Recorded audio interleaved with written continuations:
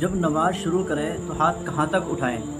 کاندھوں تک ہاتھ اٹھائیں یا کانوں کی لو کے برابر تک ہاتھ اٹھائیں؟ حدیث شریف کے اندر آپ صلی اللہ علیہ وسلم سے 3 طریقے منقول ہیں، یعنی کانوں تک ہاتھ اٹھانے کے آپ صلی اللہ علیہ وسلم سے 3 طریقے منقول ہیں۔ نمبر 1، کان کے اوپر تک آپ صلی اللہ علیہ وسلم نے ہاتھ اٹھایا۔ نمبر 2، آپ صلی اللہ علیہ وسلم نے کان کے لو کے برابر تک اپنے ہاتھ کو اٹھایا ہے۔ نمبر 3، آپ صلی اللہ علیہ وسلم نے اپنے دونوں ہاتھ کاندھوں تک اٹھائے ہیں، حذو منکبیہ، دونوں کاندھوں تک آپ صلی اللہ علیہ وسلم نے ہاتھ اٹھائے ہیں۔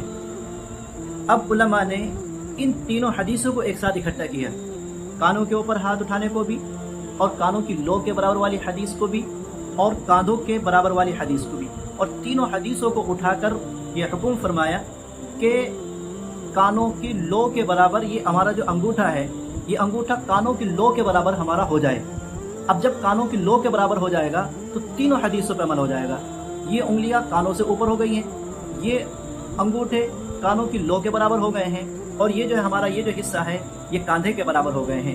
یہ فقہائے کرام کی حدیثوں پر گہری نظر ہے، اور ان حضرات نے ہمیں تینوں حدیثوں پر ایک ہی ساتھ عمل کرنے کا طریقہ بتا دیا ہے۔ تو سنت طریقہ یہ ہے کہ دونوں ہاتھ کان کی لو کے برابر تک ہاتھ اٹھانا سنت ہے۔